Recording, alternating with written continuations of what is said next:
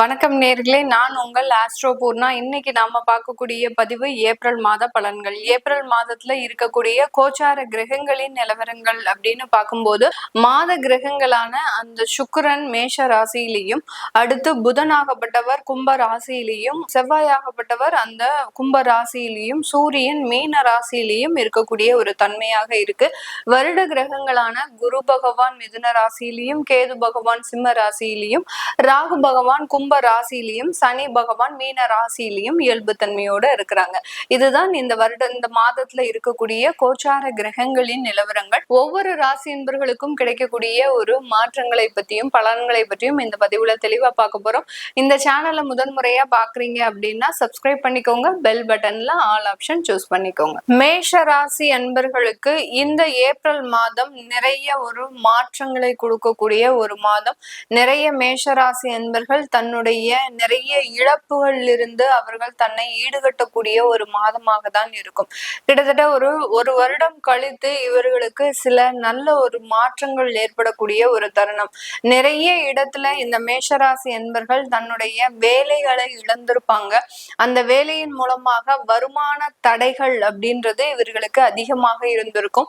இந்த ஏப்ரல் மாதத்திலிருந்து அந்த மாதிரியான சில தொந்தரவுகள் இருந்து இவர்கள் வெளியில வரக்கூடிய ஒரு தருணம். இந்த மாத பலன்கள்ல இவர்களுக்கு தான் இந்த மாதத்துல மிகவும் ஒரு சிறப்பு வாய்ந்த ஒரு மாதமாக இருக்கும். ஏன்னா இந்த ராசியில சூரியன் உச்சம் பெற்று வருகிறார். ஏற்கனவே இந்த ராசியில இருக்கக்கூடிய சுக்கிரன், அதாவது தனஸ்தானாதிபதி அப்படின்னு சொல்லக்கூடிய அந்த சுக்கிரன் ஆகப்பட்டவர் கிட்டத்தட்ட 20 நாட்களுக்கு இவர்களினுடைய அந்த ராசியின் மீது பயணிக்கிறதுனால நிறைய வருமான தடைகளில் இருந்து விடுபடக்கூடிய ஒரு மாதமாக தான் இந்த மேஷ ராசி என்பர்களுக்கு இருக்கும். யார்கிட்டயாவது நீங்க கடன் கொடுத்திருக்கிறீங்க, ஒரு சின்ன ஒரு கைமாத்தலா நீங்க கடன் கொடுத்திருப்பீங்க. ஏன்னா நிறைய நபர்களை நம்பக்கூடிய ஒரு நபர்கள் இந்த மேஷ ராசி என்பர்கள் தான். தன்னுடைய வேலையில எந்த கஷ்டம் வந்தாலும் தன்னை சார்ந்தவர்கள் பெரிய அளவுக்கு பாதிக்கப்படக்கூடாது அப்படின்னு நினைக்கக்கூடியவர்கள் இந்த மேஷராசி என்பர்கள். இப்படிப்பட்ட இந்த மேஷராசி என்பர்களுக்கு இந்த மாதத்துல வரவேண்டிய பண வரவுகள் முழுமையாக வந்து சேரக்கூடிய ஒரு மாதமாக இருக்கும். நிறைய பேருக்கு வெளிநாட்டுல இந்த விசா சம்பந்தப்பட்ட சில அரசாங்கம் சார்ந்த சில விஷயங்கள்ல ஏதாவது நிலுவைகள் இருந்தது அப்படின்னா அது மாதிரியான சில விஷயங்கள்லாம் உங்களுக்கு தீர்வுக்கு வரக்கூடிய ஒரு நேரமாக இருக்கும். இத்தனை நாள் வரைக்கும் போன வருடம்லாம் நீங்க H1B விசாக்கு அப்ளை பண்ணியிருந்தீங்க அப்படின்னா அதுல எல்லாம் ரிஜெக்ஷன் அப்படின்றது இருந்திருக்கும். இந்த வருடத்துல நீங்க அப்ளை பண்ணக்கூடிய அந்த விசா மூலமாக உங்களுக்கு நிறைய ஒரு மாற்றங்கள் கிடைக்கும்.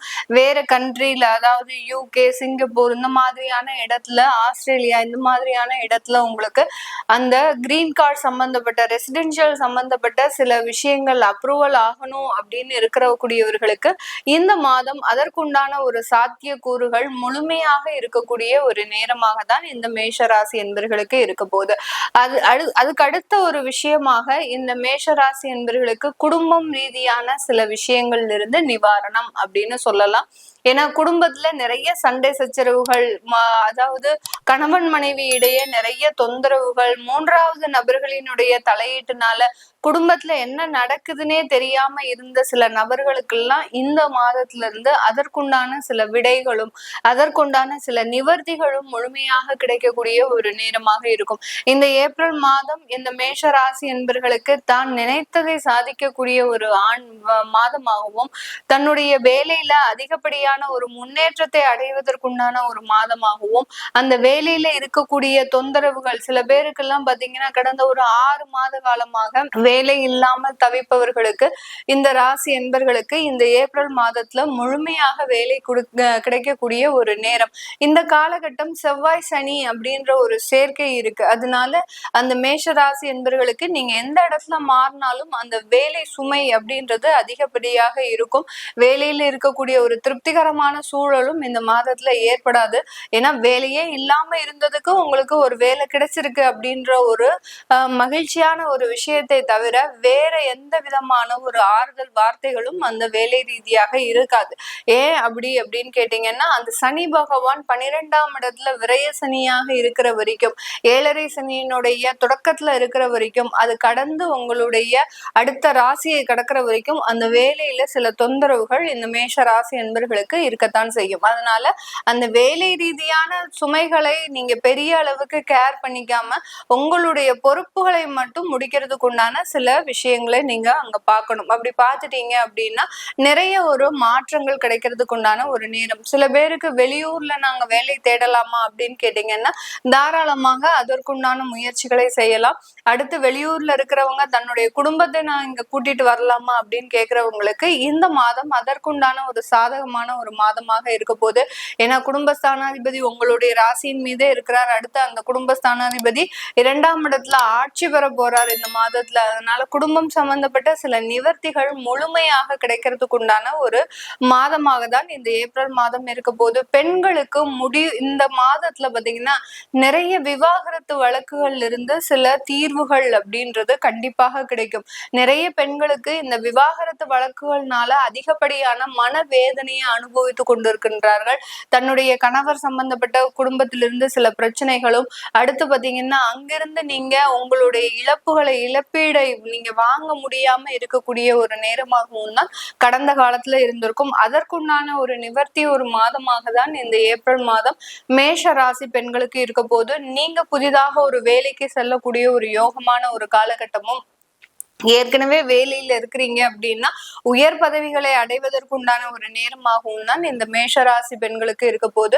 இது எல்லாமே நம்ம கோச்சார நிலவரப்படி பலன்களை கணிச்சு சொல்லியிருக்கிறோம். உங்களுடைய சுய ஜாதகத்துல திசா புத்திகள் எப்படி இருக்கு அப்படின்றத நீங்க பாக்குறது ஒரு முக்கியமான ஒரு விஷயமாக இருக்கும். ஏன்னா குழந்தைகள் சம்பந்தப்பட்ட விஷயத்துல, திருமணம் சம்பந்தப்பட்ட விஷயத்துல, இந்த மாதிரியான விஷயங்களுக்கெல்லாம் உங்களுடைய திசா புத்தி முழுமையாக ஒத்துழைப்பாக இருக்கும். இந்த மாதத்துல பாத்தீங்கன்னா கிரகங்களின் பயிற்சிகள் அப்படின்னு எடுக்கும்போது 1.5 மாதங்களுக்கு ஒரு முறை பயிற்சியாக கூடிய அந்த செவ்வாயாகப்பட்டவர் 3ஆம் தேதி அந்த கும்ப ராசியிலிருந்து மீன ராசிக்கு பயிற்சியாகி வருகிறார். இந்த கும்ப ராசியில இருக்கக்கூடிய ஒரு தருணங்கள் தான் அதிகப்படியான உலகெங்கும் இருக்கக்கூடிய சில இடங்கள்ல நிறைய ஒரு போர் சம்பந்தப்பட்ட சில பிரச்சனைகளும் அதிகப்படியான உயிரிழப்புகளும் ஏற்படக்கூடிய ஒரு தருணமாக இருக்கு. அதனால இந்த 3ஆம் தேதிக்கு மேல இந்த மாதிரியான சில அசம்பாவிதங்கள் குறைய தொடங்குகின்ற ஒரு காலமாக இருக்கும். அடுத்து அந்த புதன் ஆகப்பட்டவர் மீன ராசிக்கு, அதாவது கும்ப ராசியிலிருந்து மீன ராசிக்கு அந்த 11ஆம் தேதி பயிற்சியாகி வருகிறார். மீன ராசியிலிருந்து மறுபடியும் 30ஆம் தேதி ஏப்ரல் மாதம் பயிற்சியாகி மேஷ ராசிக்கு பயிற்சியாகிறார்.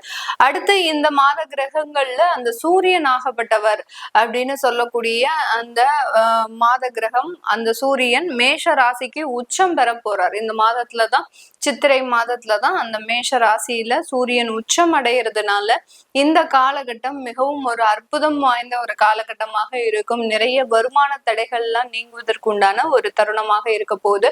அடுத்து சுக்கிரன் ஆகப்பட்டவர் மேஷ ராசியிலிருந்து தன்னுடைய சொந்த ஆட்சி வீடான அந்த ரிஷப ராசிக்கு 20ஆம் தேதி ஏப்ரல் மாதம் பயிற்சியாகிறார். இந்த மாதிரியான சில மாற்றம், அதற்குண்டான ஒரு விவரங்களை தெரிஞ்சுக்கணும் விருப்பப்படுறவங்க கீழே இருக்கிற நம்பருக்கு வாட்ஸ்அப்ல அப்பாயின்மெண்ட் வாங்கிக்கிட்டு நீங்க கன்சல்ட் பண்ணிக்கலாம். உங்களுடைய குழந்தைகளுக்கு ஜாதகம் எழுதணும், நியூமராலஜி படி பெயர் வைக்கணும்னு நினைக்கிறவங்களும் கீழே இருக்கிற நம்பருக்கு வாட்ஸ்அப்ல மெசேஜ் அனுப்புங்க. அதற்குண்டான விவரங்கள் தெரிய வரும். உங்களிடமிருந்து விடைபெறுவது உங்கள் ஆஸ்ட்ரோ பூர்ணா. நன்றி, வணக்கம்.